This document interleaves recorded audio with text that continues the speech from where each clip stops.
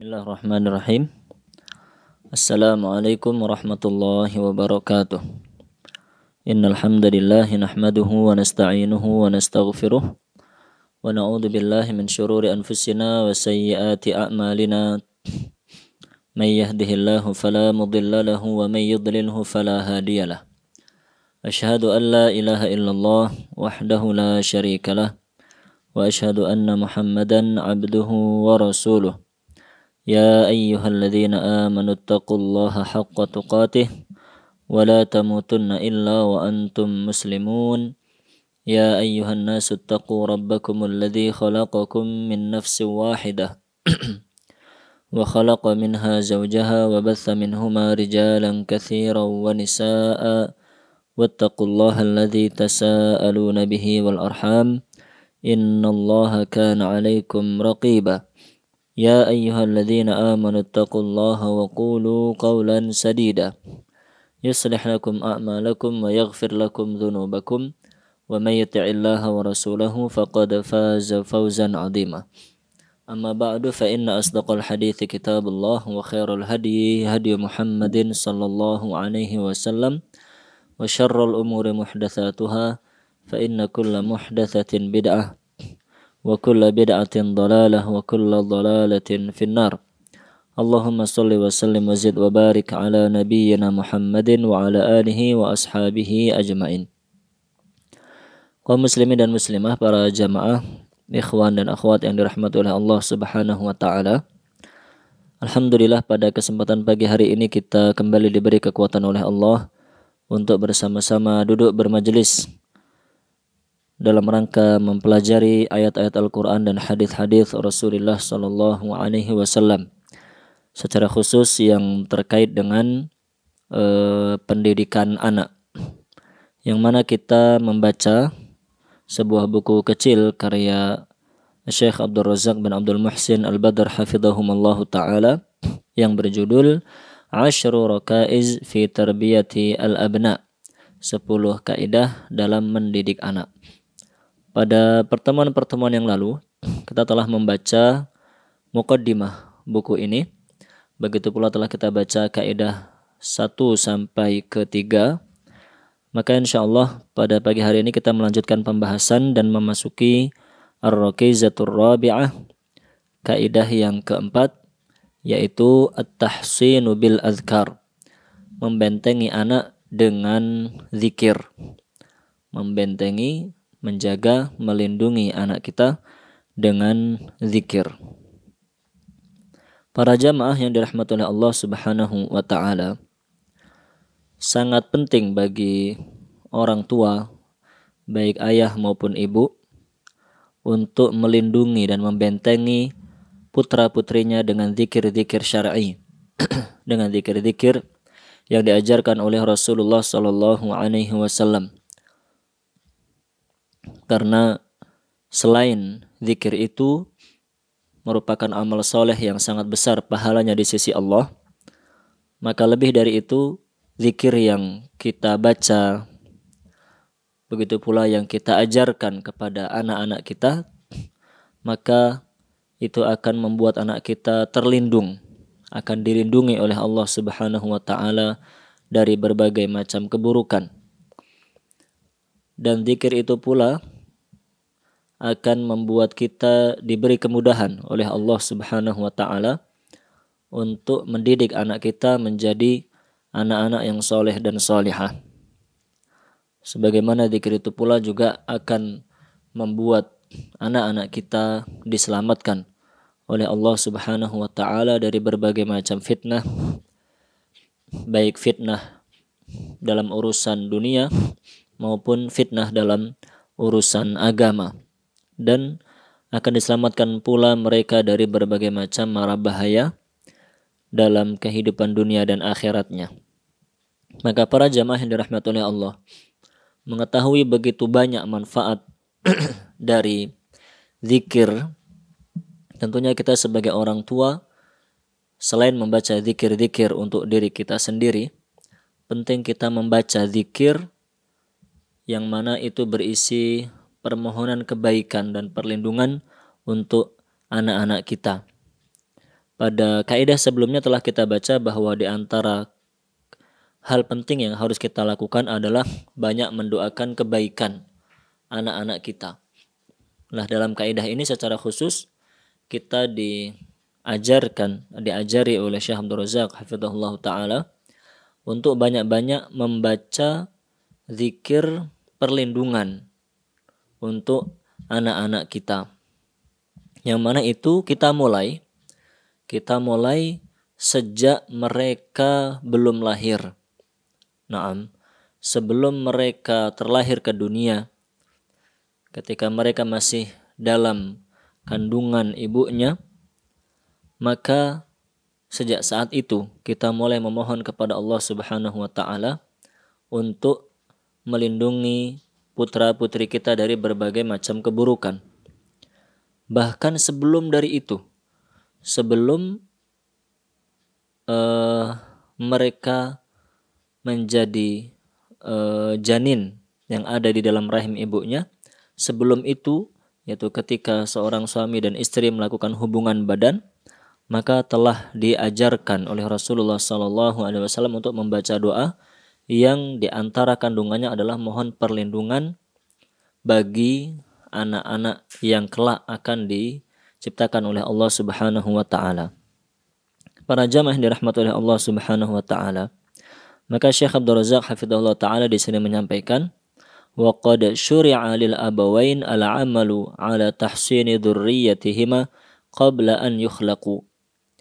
Disyariatkan bagi kedua orang tua untuk berusaha melindungi anak-anaknya sejak sebelum mereka diciptakan oleh Allah Subhanahu wa taala. Yaitu berdasarkan hadis dari Ibnu Abbas radhiyallahu anhuma dari Nabi sallallahu alaihi wasallam, beliau bersabda, "Lau anna ahadakum idza arada an ya'tiya ahlah."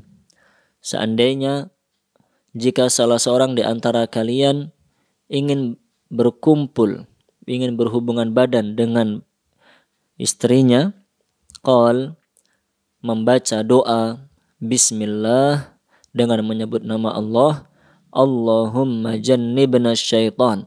Ya Allah, jauhkanlah kami dari syaitan. Wa jannibis syaitana ma razaqtana. Dan jauhkan pula syaitan itu dari anak-anak yang engkau karuniakan kepada kami. Fa innahu in yuqaddar bainahuma waladun fi dzalik lam yadurruhu syaitanun abadan. Jika seandainya ditakdirkan keduanya diberi anak dengan sebab berhubungan badan tersebut, maka anak itu tidak akan diganggu oleh syaitan selama-lamanya. Anak itu tidak akan tertimpa mara bahaya yang ditimbulkan oleh syaitan selama-lamanya. Dalam doa yang diajarkan oleh beliau, ada lafaz berbunyi wa jannibis syaitana ma razaqtana, dan jauhkanlah syaitan dari anak yang akan kau karuniakan kepada kami. Itu merupakan doa perlindungan yang sangat luar biasa yang kita mohon kepada Allah Subhanahu wa taala, sehingga anak-anak kita kelak akan dilindungi oleh Allah Subhanahu wa taala dari syaitan, yang mana tipu daya syaitan itu sangat banyak. Tipu dayanya dengan berbagai cara. Utamanya adalah mengajak, menghasut, membisiki agar anak-anak kita menjadi hamba yang syirik, agar menjadi hamba-hamba yang menyelewengkan ibadahnya kepada selain Allah. Dikemas dengan berbagai macam kemasan. Ibadah syirik itu bisa dipoles, dikemas oleh syaitan seakan-akan menjadi sebuah ibadah, bahkan menjadi ketaatan yang tinggi. Padahal itu sebenarnya adalah perbuatan syirik. Nah, itu sangat bahaya jika kita tidak mohon perlindungan kepada Allah agar anak kita dilindungi oleh Allah dari tipu daya syaitan. Begitu pula di antara tipu daya syaitan mengajak kita, menghasut kita, menggelincirkan kita untuk banyak melakukan perbuatan ibadah yang tidak disyariatkan atau yang disebut dengan bid'ah. Dan itu juga menelan banyak kurban. Betapa banyak muslimin muslimah yang terjerumus dalam kubangan bid'ah, dan mereka mengira bahwa dirinya mengerjakan amal soleh, mengerjakan ketaatan kepada Allah Subhanahu wa Ta'ala. Mereka ditipu oleh syaitan.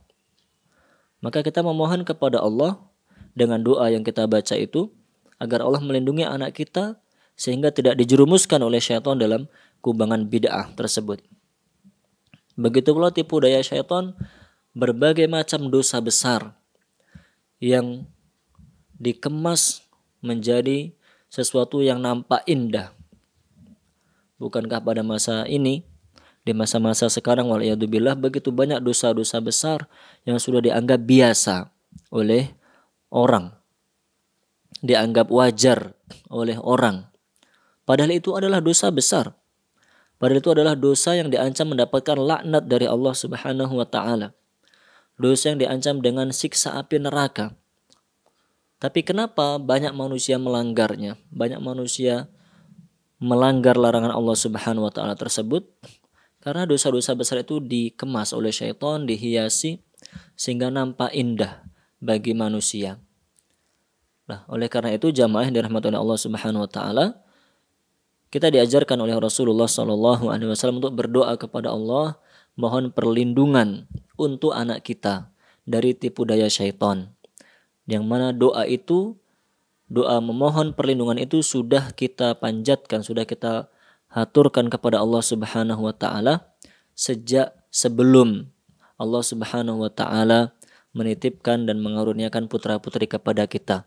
Tepatnya ketika seorang suami dan istri ingin melakukan hubungan badan, maka disunahkan dan sangat dianjurkan untuk membaca doa tersebut agar anak-anak yang nantinya akan dikaruniakan oleh Allah Subhanahu wa Ta'ala terlindung dari tipu daya syaitan. Nah, kemudian selanjutnya setelah anak-anak itu terlahir, setelah anak-anak itu terlahir dan hidup bersama kita di tengah-tengah kita, maka kita pun kemudian dianjurkan dan diajarkan lagi oleh Rasulullah SAW untuk melindungi anak-anak kita dengan doa yang isinya adalah mohon perlindungan bagi anak-anak kita.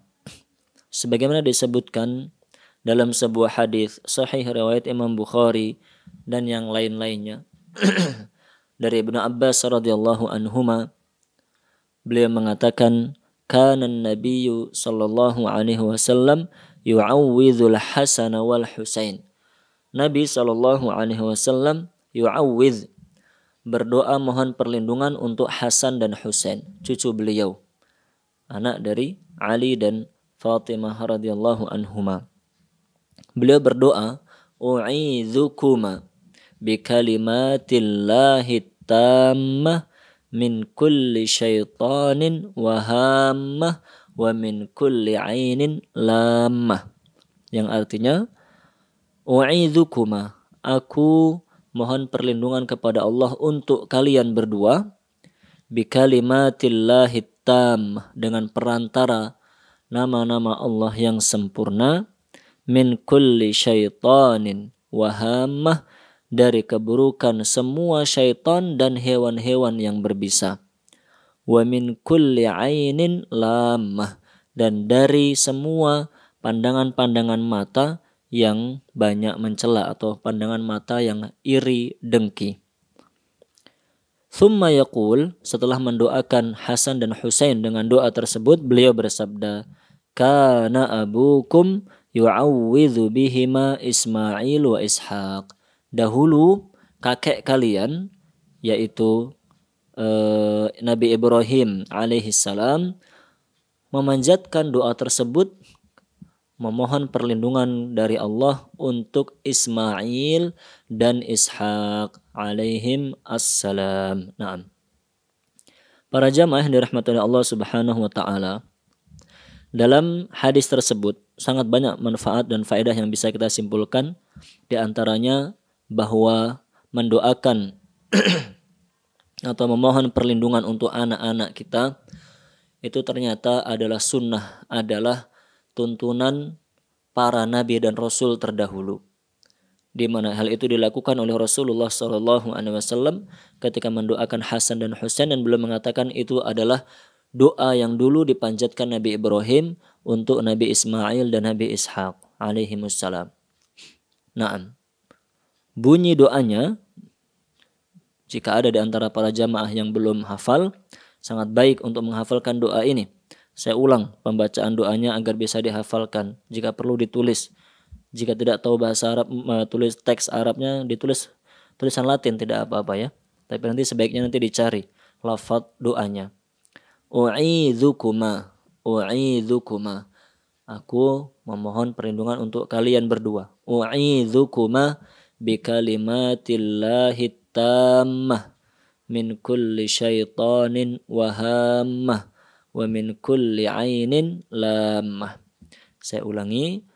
U'idzuka kalau anaknya satu berarti u'idzuka. Naam. U'idzuka kalau anak laki-laki. Kalau anak perempuan u'idzuki, begitu ya.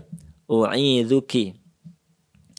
U'idzuka atau u'idzuki, atau kalau anaknya dua u'idzukuma. Kalau anaknya banyak berarti u'idzukum. Naam.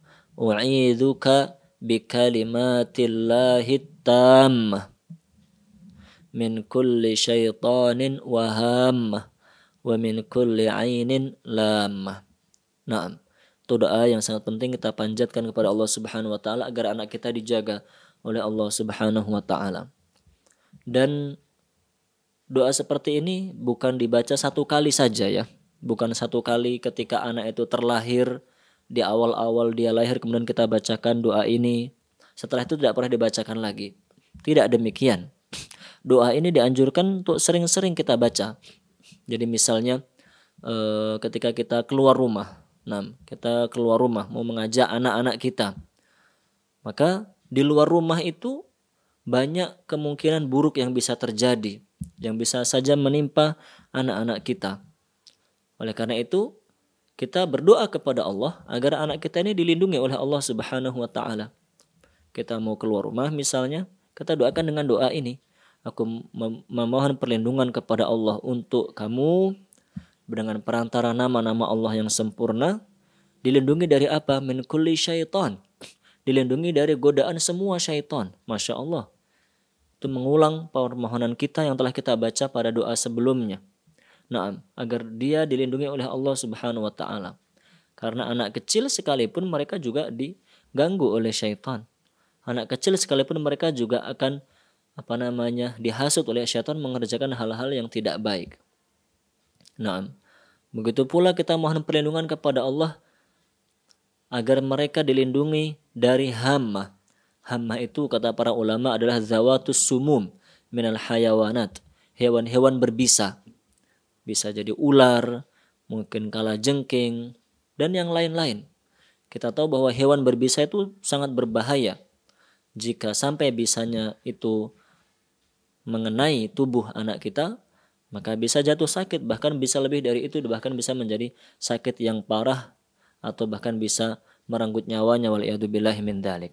Nah, kita berlindung kepada Allah atau mohon perlindungan Allah untuk anak kita agar dilindungi dari hewan-hewan yang berbisa itu. Anak-anak kita mungkin sering main di luar, di kebun, di kebun main-main manjat pohon misalnya, atau di mana anak-anak sering main di tempat-tempat tanpa tahu, mereka tidak sadar, atau mereka juga belum tahu bahwa ada hewan-hewan berbisa yang bisa jadi mengancam mereka. Nah, kita mohon doa, kita mohon perlindungan itu dari Allah Subhanahu wa taala. Naam. Kemudian yang ketiga ini juga tidak kalah penting, kita mohon perlindungan kepada Allah dari pandangan-pandangan mata yang dengki, pandangan-pandangan mata yang iri kepada anak kita. Seperti kita pernah bahas pada pertemuan-pertemuan yang lalu, bahwa di antara sakit atau penyakit atau mudarat yang bisa menimpa kita semuanya itu bersumber dari pandangan mata atau ain. Dari ain, kemudian mata itu takjub melihat kita atau melihat anak kita. Mungkin anak kita itu bajunya bagus terus, rapi terus, Masya Allah anaknya bersih, laki-lakinya tampak tampan, ganteng, Masya Allah, yang perempuan cantik sekali, Masya Allah. Kemudian mata itu takjub dan tidak mengucapkan Masya Allah, tidak memuji Allah, tidak mengucapkan Subhanallah atau Masya Allah. Akhirnya mata itu justru membawa mudarat untuk anak kita. Begitu pula sebaliknya, orang-orang yang tidak suka dengan kita, mereka iri dengki dengan kita, dan tentu saja ada saja orang seperti itu, orang iri dengki tidak suka dengan kita, mereka melihat anak kita berniat jahat tapi tidak dilakukan, namun dengan pandangan mata saja bisa jadi itu telah membawa mudarat untuk anak-anak kita. Nah, para jamaah yang dirahmati oleh Allah Subhanahu wa taala, itu sangat penting untuk kita baca. Kita bacakan kepada anak kita sebisa mungkin setiap hari, sesering mungkin. Jangan hanya satu kali ketika mereka baru lahir saja, tidak. Tapi sesering-sering mungkin kita baca doa itu agar dilindungi dari syaitan, dilindungi dari hewan-hewan berbisa, dilindungi dari mata-mata yang dengki. Orang-orang yang dengki, iri dan berniat jahat kepada kita dan anak-anak kita. Yang mana kita lihat, Masya Allah, karena Rasulullah SAW membacakan doa itu untuk Hasan dan Husain, maka Hasan dan Husain menjadi dua sahabat yang sangat mulia, menjadi penghulunya pemuda-pemuda di surga nanti, Masya Allah. Begitu pula kita lihat Nabi Ibrahim alaihissalatu wassalam membacakan doa itu untuk Nabi Ismail dan Ishak alaihissalam, dan beliau berdua menjadi nabi-nabi yang Masya Allah, yang dakwahnya diikuti oleh umatnya, bahkan menjadi penghulu para nabi dan rasul. Naam. Para jamaah yang dirahmati Allah Subhanahu wa taala. Taib, itu dua waktu, dua langkah kapan kita harus mendoakan anak kita. Doa perlindungan untuk anak kita. Pertama tadi ketika hendak berhubungan badan sebelum mereka diciptakan oleh Allah. Kemudian setelah mereka terlahir, naam, kita sering-sering mendoakan perlindungan untuk mereka. Sekarang yang ketiga, naam, yang ketiga, kita mendoakan anak-anak kita atau melindungi anak-anak kita setelah mereka tumbuh dewasa. Dewasa bukan berarti sudah tua, maksud saya sudah mulai bisa berpikir, anak-anak yang sudah mulai tahu mana baik mana buruk, sudah bisa diajari doa-doa. Maka ketika menginjak usia seperti itu, kita sebagai orang tua harus mengajarkan doa-doa kepada mereka. Kewajiban mengajarkan doa-doa itu pertama kali ada di pundak orang tua. Itu bukan kewajiban para guru di sekolah, bukan pula kewajiban ustadz-ustadzah di TPA begitu ya.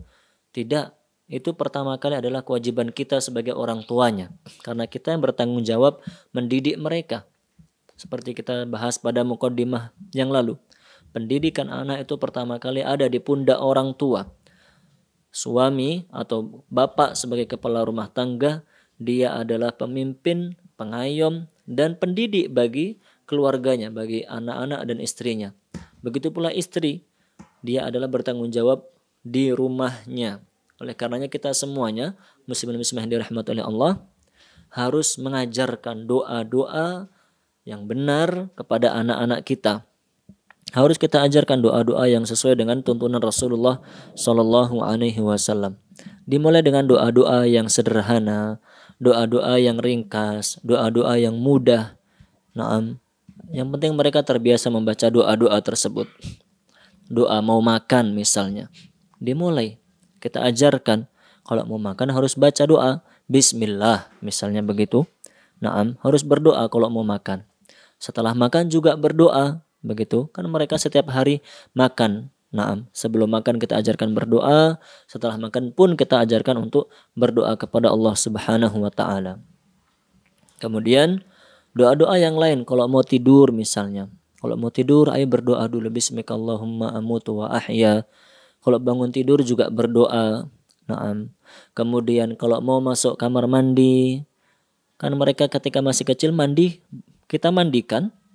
Naam, makanya kita selipkan di situ doa-doa kepada mereka, diajarkan doa. Mumpung ada kesempatan kita ajarkan. Naam. Ketika keluar juga diajarkan. Kalau suatu ketika anak-anak sudah hafal dan mereka lupa tidak membaca, maka diingatkan. Terus diingatkan yang seperti itu.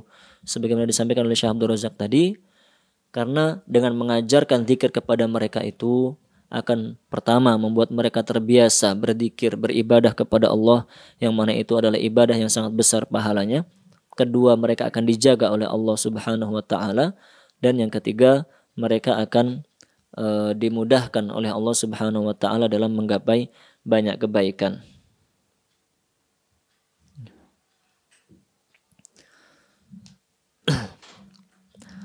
Naam.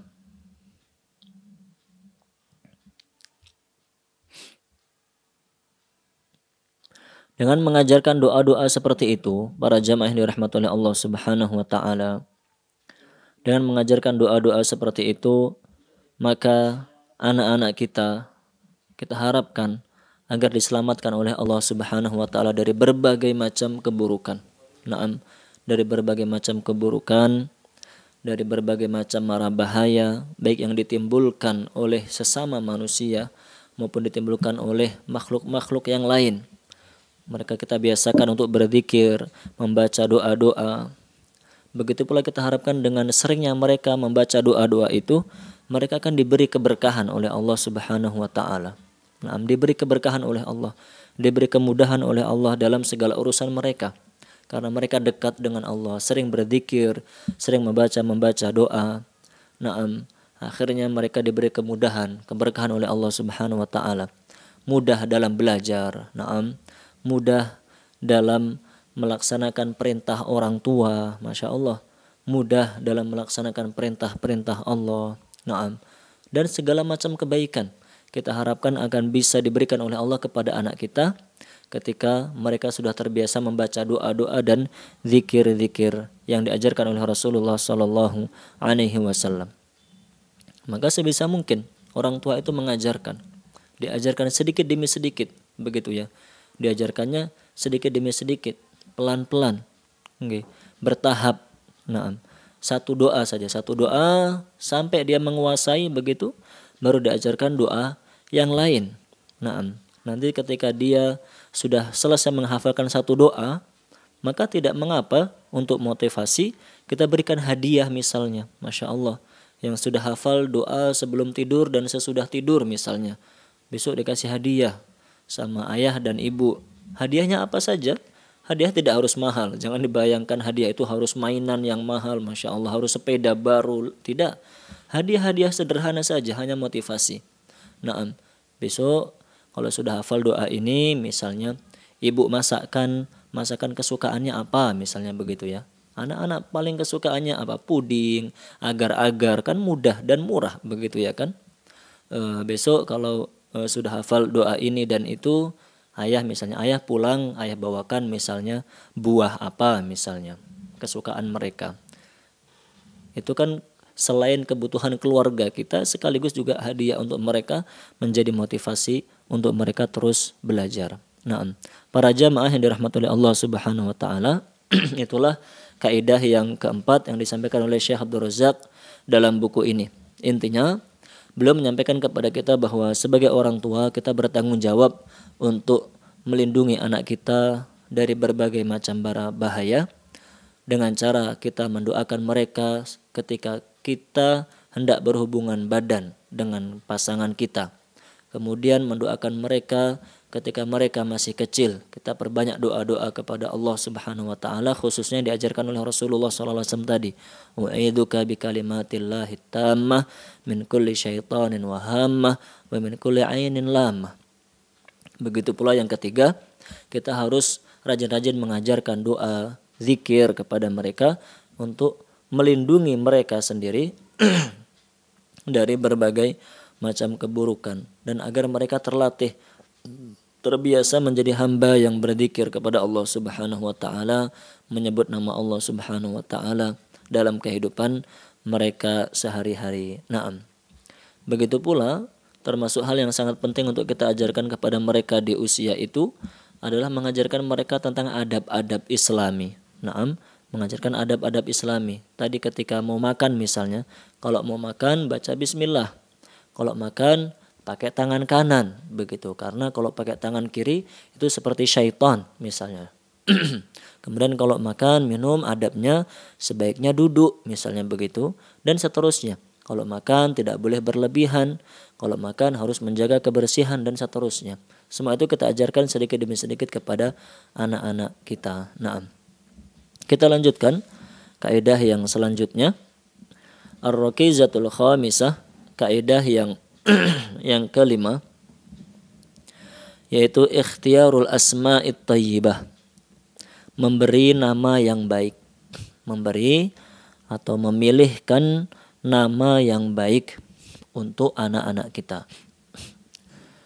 Tentang memberi nama yang baik, dulu pernah kita bahas bersama ketika kita membaca Kitabul Adab dalam Sahih Bukhari, di mana disebutkan banyak sekali hadis-hadis tentang memberi nama yang baik untuk anak.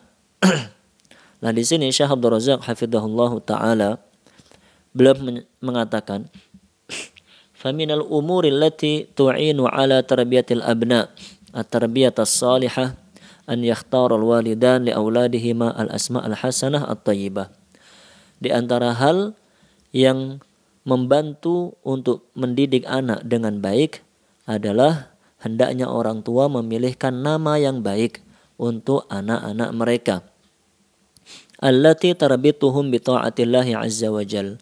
Khususnya nama-nama yang menyimbolkan ketaatan kepada Allah Subhanahu wa taala. Nama-nama yang mengisyaratkan ketaatan, yang mengajak kepada ketaatan kepada Allah. Ka'an yusamma, seperti Abdullah. Anak diberi nama Abdullah, namanya artinya hamba Allah. Hambanya Allah. Wa Abdurrahman, hambanya Allah yang Maha Pengasih. Kemudian Muhammad, dinamakan sebagai Muhammad, orang yang terpuji, Masya Allah. Saleh, namakan Saleh. Wa nahwu hadhil asma al-hasanah. Naam, dan nama-nama yang lain allati tudzakiruhu birtibatihi bis-shalah wal ibadah wa bima yuhmadu alaih. Yang mana nama-nama itu maknanya adalah makna kebaikan dan maknanya itu mengajak kepada beribadah kepada Allah Subhanahu wa taala, dan maknanya itu makna-makna yang terpuji. Fayakunu fi dzalika ta'thirun alaihi ghaliban, karena nama itu sangat memiliki dampak besar pada diri anak. Wa kama qil, oleh karenanya dalam pepatah Arab dikatakan likulli rajulin min ismihi nasibun. Semua orang mendapat bagian dari namanya. Semua orang dapat bagian dari namanya. Maksudnya semua orang itu akan seperti namanya. Secara umum demikian. Wa sahha 'an Nabi sallallahu alaihi wasallam annahu qala, dan diriwayatkan dalam sebuah hadis Nabi sallallahu alaihi wasallam bersabda, inna ahabba asma'ikum ilallah Abdullahi wa Abdurrahman. Sesungguhnya di antara nama-nama kalian yang paling dicintai oleh Allah adalah Abdullah dan Abdurrahman. Naam. Para jamaah yang dirahmati oleh Allah Subhanahu wa taala. Dalam kaidah ini Syekh Abdul Razak hafizahullah taala menyampaikan bahwa di antara bentuk usaha kita untuk mendidik anak dengan baik, mengarahkan mereka menjadi hamba-hamba yang soleh dan solehah, adalah memilihkan nama yang baik untuk mereka. Memilihkan nama yang baik. Nama yang baik itu disampaikan oleh Syekh Abdul Razak adalah nama-nama yang mengaitkan kita dengan kesolehan, dengan ketaatan kepada Allah Subhanahu wa taala. Beliau memberi contoh yaitu nama seperti Abdullah, Abdurrahman, Muhammad, Saleh, dan yang semakna dengan itu. Namun tentunya yang perlu diingat dan diketahui bahwa nama yang baik itu bukan hanya yang berbahasa Arab saja, begitu ya. Dalam bahasa kita, bahasa Indonesia misalnya, juga banyak nama-nama yang baik, nama-nama yang baik. Maka jika kita membaca kaidah seperti ini, ketika Syekh Abdul Razak mengingatkan untuk memberi nama yang baik kepada anak dan mencontohkan dengan contoh-contoh tadi, beliau mencontohkannya dari segi kacamata sebagai orang Arab. Itulah nama yang baik dalam bahasa Arab. Naam. Adapun dalam bahasa Indonesia, jika ada nama-nama selain yang dicontohkan oleh beliau tadi dan maknanya adalah baik, maka tidak apa-apa kita memberi anak nama kepada anak kita dengan bahasa Indonesia tapi yang maknanya itu baik, bukan nama-nama yang artinya buruk.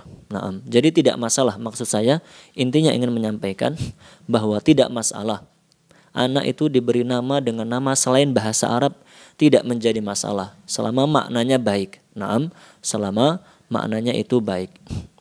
Dan selama nama itu tidak menjadi nama yang sudah familiar dipakai oleh orang-orang non-muslim. Kan banyak nama-nama yang berasal dari bahasa Inggris, misalnya nama dalam bahasa Inggris ataupun bahasa yang lain-lainnya. Jika kita lihat artinya, nama itu artinya baik, tapi sudah familiar di tengah masyarakat, itu nama yang biasa dipakai oleh non-muslim misalnya. Maka kita menghindari nama-nama yang seperti itu tentunya. Jangan sampai kita menjadi tasyabbuh dengan orang-orang non-muslim karena menjadikan nama mereka sebagai nama anak kita. Maka para jamaah yang dirahmati oleh Allah, saya ulangi bahwa memberi nama sebaiknya menggunakan nama yang artinya berupa ketaatan kepada Allah yang disebutkan dalam hadis, contohnya Abdullah, kemudian Abdurrahman. Naam, kemudian nama-nama yang semakna dengan itu, Abdul Karim, Abdul Hamid, Abdul Fattah, dan yang seterusnya. Itu kalau laki-laki. Naam, kalau laki-laki pakai kata abdu, karena hamba laki-laki dalam bahasa Arab itu abdu. Tapi jika anak kita perempuan, berarti pakai kata amatu, amah. Naam, amatu, amatullah, amatur rahman misalnya, amatul jalil, amatul karim, dan seterusnya. Nama-nama seperti itu disebutkan secara tekstual dalam hadis ini bahwa itu adalah nama yang terbaik, yang paling dicintai oleh Allah Subhanahu wa taala. Namun selain nama-nama yang digandengkan, yang dirangkai dengan nama Allah, juga masih banyak nama-nama yang lainnya begitu yang maknanya itu baik. Dan sekali lagi, nama yang bagus tidak ada kewajiban harus berbahasa Arab. Menggunakan selain bahasa Arab pun tidak apa-apa, selama maknanya adalah makna yang baik. Dan selama nama itu belum menjadi kekhususan atau belum familiar digunakan oleh orang-orang non-muslim. Wallahu a'lamu bishawab. Nah, kemudian dilanjutkan oleh Syekh Abdul Razak hafizahullah ta'ala, wa minal munasib, dan baik pula an yubayyinal walidu liwaladihi ma'na ismihi, yaitu orang tua menjelaskan kepada anak tentang makna dan arti namanya. Jadi kita memberi nama untuk anak kita, maka sebaiknya kita fahamkan anak kita tentang arti namanya dia. Wa wajha kauni hadzal ismi mahbuban lillahi jalla wa ala, dan bagaimana nama itu bermakna sangat baik yang dicintai oleh Allah Subhanahu wa taala. Contohnya kata beliau, kalau ada anak bernama Abdullah, hambanya Allah, maka orang tua harus mengajarkan kepada anaknya, memahamkan anaknya tentang arti nama yang dia sandang itu. Harus diajarkan, anta abdun lillah. Nah, kamu adalah hambanya Allah. Nah, namamu itu Abdullah, artinya hamba Allah. Maka kamu itu adalah hambanya Allah. Allah yang telah menciptakan kamu. Naam, Allah yang telah memberikan kepada kamu nikmat ini. Kamu diberi tangan yang sepasang yang indah, bisa digunakan untuk menulis, bisa digunakan untuk makan. Kamu diberi mata, bisa untuk melihat. Kamu diberi kaki, bisa untuk berjalan, bisa untuk bermain. Naam. Maka jadilah kamu anak yang bersyukur. Naam. Jadilah kamu anak yang bersyukur kepada Allah. Jadilah anak yang taat kepada Allah Subhanahu wa taala. Demikian dikatakan oleh Syekh Abdul Razak hafizahullah taala. Begitu pula dengan nama-nama yang lain. Misalnya tadi kita memberi nama Soleh. Nah, kamu bapak namakan dengan Soleh agar kamu menjadi anak yang soleh, agar kamu menjadi anak yang taat kepada Allah Subhanahu wa taala, agar kamu menjadi orang yang terus melaksanakan perintah Allah dan jauh dari larangan-larangan Allah Subhanahu wa taala. Misalnya ada anak diberi nama misalnya Muttaqin misalnya. Anak kita diberi nama Muttaqin. Nah, namamu Muttaqin. artinya adalah hamba-hamba yang bertakwa. Maka jadilah kamu hamba yang bertakwa kepada Allah Subhanahu wa taala. Begitu pula ketika misalnya anak kita melakukan kesalahan misalnya. Anak kita melakukan kesalahan, maka kita ingatkan, "Nak, kamu tadi kok melakukan ini, begini-begini." Padahal kan Bapak sudah memberi nama kamu dengan nama Soleh misalnya. Kalau kamu diberi nama Soleh harus menjadi anak yang soleh. Tidak boleh melakukan pelanggaran-pelanggaran tadi. Itu diantara cara mengingatkan anak-anak kita tentang namanya dan makna nama itu.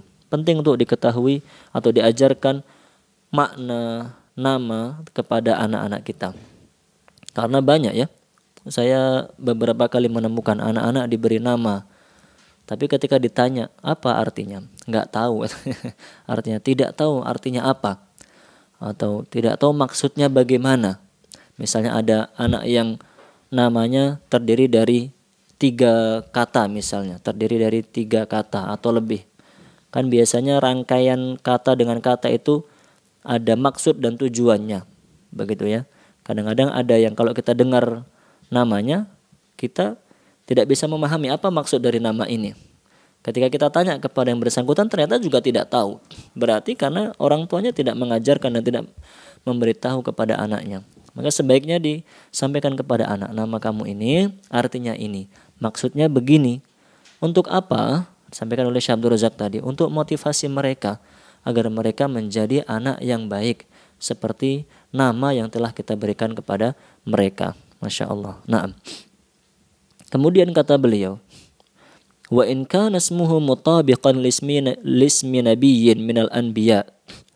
Dan jika anak kita diberi nama dengan nama para nabi alaihi wassalatu wassalam, au sahabiyyin minas sahabatil kiram, atau diberi nama dengan nama para sahabat radhiyallahu anhum jami'an, maka kata beliau, minal mufid an tukarriru alaihi qissata hadan nabi awi sahabi.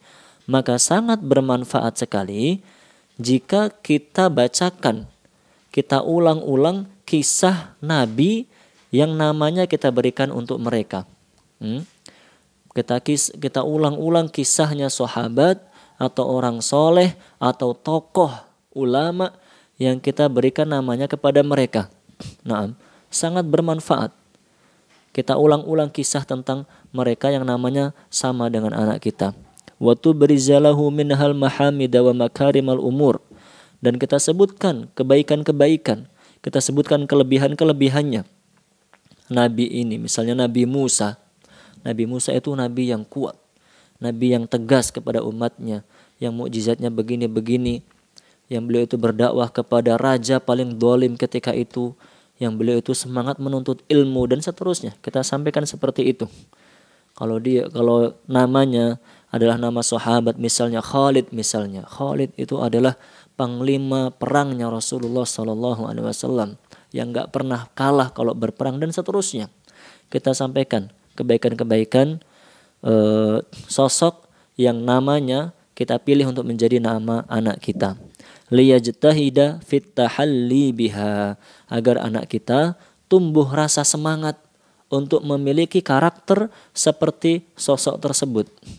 Wa tashabbuhi bi sahibi hadzal ism, dan mengikuti jejaknya.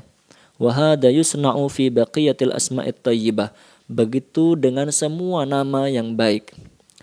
Jadi beliau sebutkan tadi, kalau namanya sesama dengan nama para nabi, kita ulang-ulang kisah nabi tersebut. Naam, agar mereka termotivasi. Kalau namanya para sahabat ataupun para ulama, kita ulang-ulang kisah sahabat dan ulama tersebut agar anak kita juga termotivasi mengikuti jejak beliau-beliau. Begitupun kalau namanya bukan nama nabi, bukan nama sahabat, bukan nama ulama, tapi namanya adalah nama yang baik. Misalnya ada anak diberikan nama Selamat misalnya. Itu tidak apa-apa ya. Anak kita berikan nama Selamat, dalam bahasa Jawa Selamat. Kan itu bagus dan tidak apa-apa seorang diberi nama Selamat. Bahkan itu artinya bagus. Maka kita sampaikan, kita ulang-ulang. Maksudnya Bapak memberi nama kepada kamu dengan nama Selamat agar kamu selamat dunia akhirat. Agar kamu selamat dari berbagai macam mara bahaya.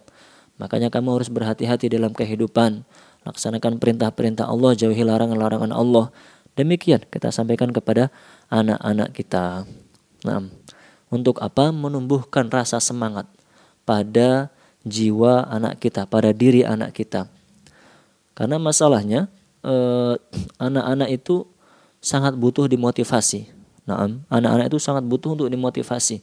Banyak di antara anak-anak yang malas untuk melakukan kebaikan atau bahkan malu, minder melakukan kebaikan karena tidak ada yang memotivasi dia. Dia tahu misalnya kalau anak perempuan begitu ya, anak perempuan dia tahu menutup aurat itu wajib. Dia telah diajari oleh ustadz dan ustazahnya di sekolah, wanita harus menutup aurat. Dia masih kecil, belum baligh, tapi sudah tahu akan hal itu. Dan dia ingin melaksanakan, dia ingin menggunakan pakaian-pakaian yang sesuai dengan syariat, sesuai dengan tuntunan Rasulullah SAW. Tapi dia merasa minder, merasa tidak pede dengan pakaian seperti itu. Maka butuh seseorang untuk memotivasi dia. Dan yang paling utama adalah orang tua mereka sendiri, ayah dan ibunya, memotivasi. Nah, namamu misalnya, namamu adalah solihah misalnya begitu ya. Namamu adalah yang lain-lain. Maka kamu harus menjadi anak yang solihah, menutup aurat, ya, menjaga agar tidak banyak berkumpul dengan lawan jenis dan seterusnya. Hal seperti itu harus disampaikan kepada anak-anak kita. Banyak anak-anak yang sudah tahu sholat itu wajib misalnya. Banyak anak yang sudah tahu sholat itu wajib, tapi malas-malasan untuk mengerjakan sholat. Malas-malasan untuk berjamaah di masjid kalau itu anak laki-laki. Maka dengan kita menceritakan kisahnya sosok ulama atau sahabat yang namanya sama dengan dia, dan ternyata beliau-beliau itu adalah sosok yang sangat luar biasa, terutama dalam hal sholatnya.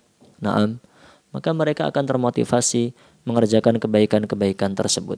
Naam, menumbuhkan percaya diri, menumbuhkan semangat dalam beribadah pada diri anak-anak kita. Naam, para jamaah yang dirahmati oleh Allah Subhanahu wa taala.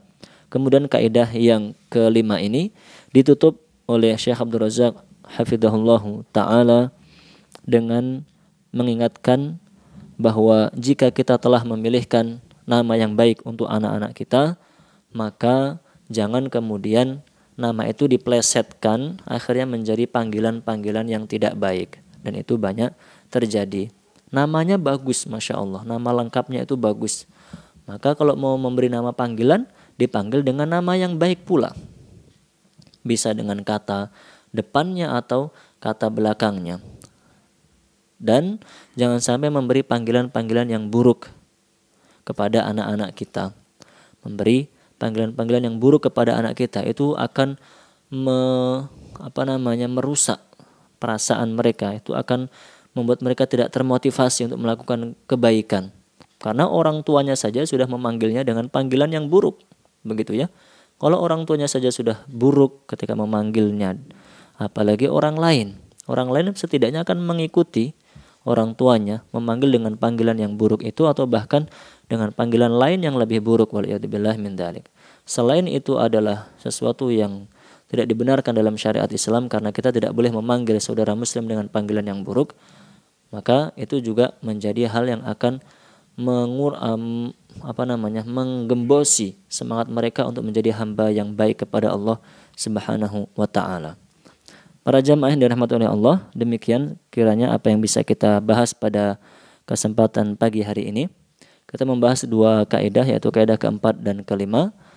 Dalam kaidah keempat beliau menyampaikan bahwa kita berkewajiban untuk melindungi anak-anak kita dari berbagai macam mara bahaya sejak mereka belum terlahir, kemudian setelah mereka terlahir, kemudian mengajarkan kepada mereka doa-doa sebagai perlindungan diri dan bentuk ketaatan kepada Allah Subhanahu wa taala.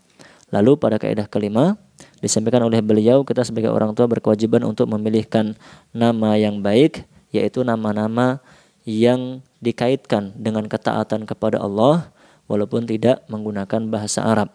Kemudian perlu dan penting untuk disampaikan makna nama yang baik itu kepada mereka untuk menjadi motivasi mereka dalam beribadah kepada Allah Subhanahu wa taala, dan jangan sampai memberi panggilan-panggilan yang buruk untuk mereka karena akan merusak rasa percaya diri mereka sehingga tidak menjadi orang yang bersemangat dalam beribadah kepada Allah Subhanahu wa taala. Nah. Taib, ada pertanyaan terkait dengan materi pada pekan yang lalu.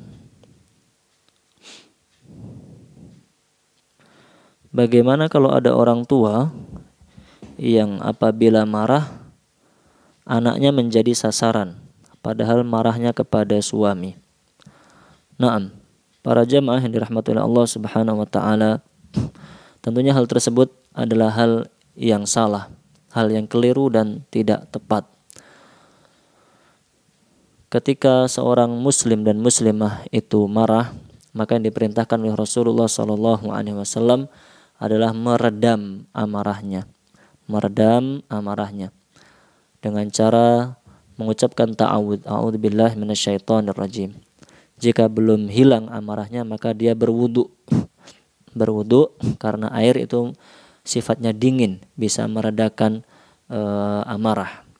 Dan jika belum hilang pula amarah itu, maka merubah posisinya agar amarah itu segera hilang. Jika tadinya berdiri, maka duduk.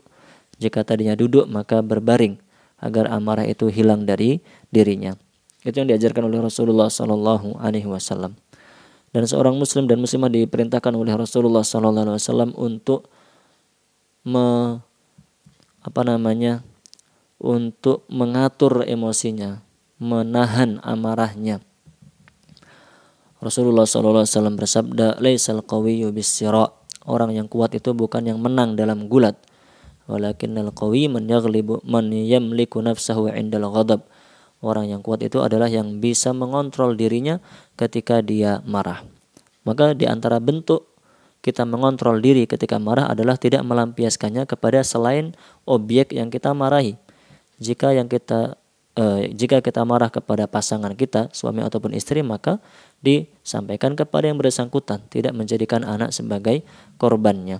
Hal itu tidak tepat dan bisa saja merusak kepercayaan diri pada anaknya. Ditambah lagi akan menjadi hal buruk yang diingat oleh anaknya. Sehingga sebagai orang tua, jika ada masalah dengan pasangan, jangan sampai itu diketahui oleh anak. Sebisa mungkin tentunya, walaupun tidak selalu bisa, tapi sebisa mungkin kita tahan agar tidak sampai diketahui oleh anak-anak kita. Maka jika itu sudah terlanjur terjadi, maka kita lihat apakah anak kita masih ingat atau tidak dengan hal tersebut, dengan kejadian tersebut. Kalau misalnya masih ingat, maka kita sampaikan, kita jelaskan. Mungkin ketika marah dulu, sampai anak kita misalnya kita pukul dan seterusnya, maka disampaikan. Dulu ketika itu misalnya ibu sedang marah kepada bapak, sebenarnya ibu sedang ada masalah dengan bapak, tapi karena tidak tahan akhirnya malah memukul kamu. Kemudian kita minta maaf kepada anak kita, dan itu bagus. Kita minta maaf kepada anak, itu akan mencontohkan pada anak kita sifat pemaaf. Artinya sikap mudah untuk meminta maaf ketika melakukan kesalahan, begitu ya. Demikian, wallahu a'lam bishawab. Pertanyaan yang kedua, apa yang kita lakukan sebagai orang tua apabila terlanjur berkata tidak pantas saat marah? Naam. Para jamaah yang dirahmati oleh Allah Subhanahu wa taala, berkata tidak pantas ketika marah jika sudah terjadi, maka yang harus kita lakukan adalah bertaubat kepada Allah Subhanahu wa taala dengan banyak-banyak membaca istighfar. Dengan banyak-banyak membaca istighfar.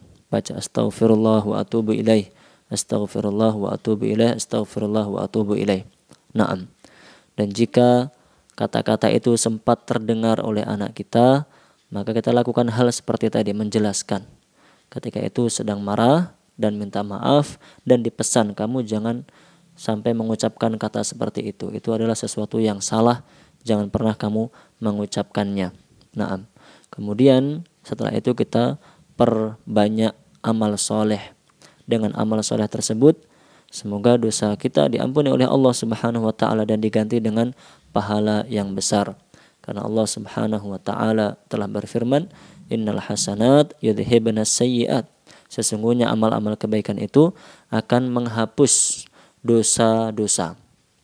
Maka para jamaah yang dirahmati oleh Allah, jika ada di antara kita yang sudah terlanjur mengucapkan kata-kata yang tidak pantas ketika marah, misalnya kata-kata kotor, dan sudah terucapkan kata itu kepada orang yang kita jadikan objek kemarahan kita, maka sebaiknya diperbaiki kembali hubungannya, minta maaf, kemudian bertobat kepada Allah Subhanahu wa ta'ala.